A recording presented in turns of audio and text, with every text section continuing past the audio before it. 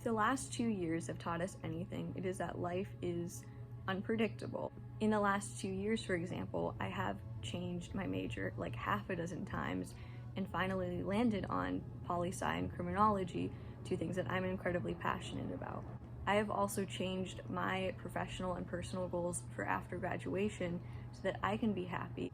People who are self-assured and comfortable in themselves and generally happy are better humans. They're better at their jobs, they treat people better. I realize that working on myself is not selfish, it is self-care, and it also makes me a better human being. So today I want to share with you some of my New Year's resolutions. Just a disclaimer, these are my personal New Year's resolutions. Everyone is unique. Everyone's New Year's resolutions and goals will look different. I have found that when you share your goals or New Year's resolutions with others, say family, a friend, your small YouTube channel viewers, whatever, it helps you hold yourself accountable. It's also great to have an accountability partner or partners, or just as many people as possible to hold you responsible to your own goals. So my first New Year's resolution is to get straight A's again. I used to get straight A's back at community college and for the first few semesters that I was at university. However, this last semester I got A's and B's, and that is totally on me. My classes were not that difficult. I just didn't put in the effort that I could have. This upcoming semester, I'm actually taking a couple classes that are a little bit more difficult, as well as a couple classes to fulfill gen ed requirements that I'm not super excited about. I really know that I'll have to put in the extra work, and I feel like really satisfied with academic validation. I know at the end of the day that getting straight A's isn't really that different from getting A's and B's unless you are trying to get into like med school. It's important to me, it makes me feel good, so that's something that I want to focus on this year. My second goal is actually something that you could say I've been working on since March, and that's growing out my hair. I kind of impulsively cut my hair back in March of 2021. I'd been growing it out for about a year, a little bit longer than it currently is, filming this in like late December.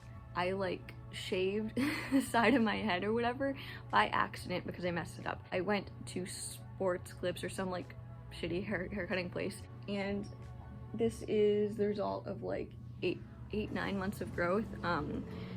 Here I think the back is like, I'm really happy with the length in the back, but like the length on the side, it just, I'm not saying it's necessarily bad, but like for my personal hair type, I wouldn't say it's great. I know this is an issue a lot of people with this length have, but you can see how it curls up in the back.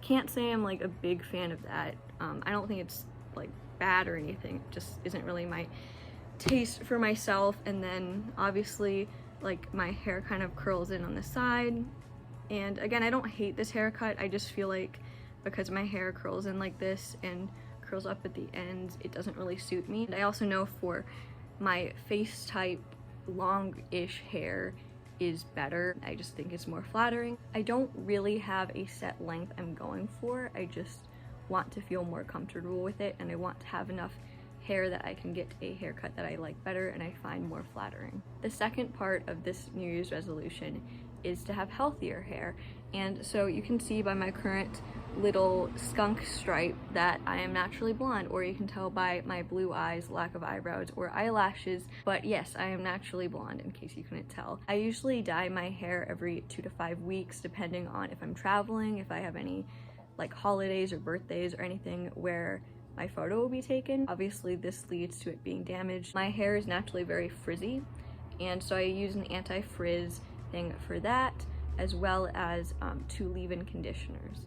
Yeah, my hair is damaged, so I want to grow my hair out a little bit longer till I'm comfortable and can get a cuter haircut and more flattering haircut and have healthier hair. I would like to save $350 a month at least. By saving, I mean putting $350 into the bank account that I use for school, my phone bill, and like emergency funds. And at the time of filming, I'm saving up for a used car. I really want a cute used truck, so there's that too. So it's not exactly saving, but some of that money will be saved. Personally, I have to move up to the city that my college is located in to work on my minor, so I have to save up to pay extra money for rent there. and I also really want to move to Chicago after graduation, so I would like to have some money for that as well. The next one is a health related one, and this one I feel like kind of awkward talking about, even if like 10 people see this video, because it's an awkward thing to talk about. But I want a lower body fat percentage. So I have always been like on the smaller side of a small frame, and naturally I've always had to like be careful about what I eat and whatnot.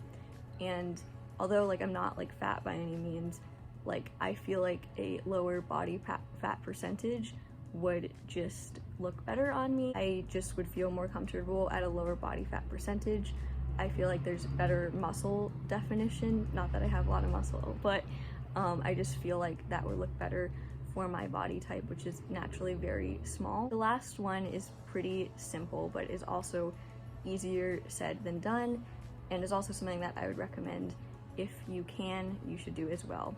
But it is to make more time for things that make me feel good and to help my personal growth. For example, I'd like to spend more time playing with my dog. That's really important to me. It makes me happy, it keeps him happy, it keeps us both healthy. Another thing is more time to read. I read 34 books in 2021, but admittedly a lot of those books were for school. My book goal for the next year is at least 24 books for personal like enjoyment. Like I can add more books to my Goodreads that I read for school, but 24 books off my current to read list, because my current to read list is about 30 books right now, and so I'd like to try to read most of those books in 2022.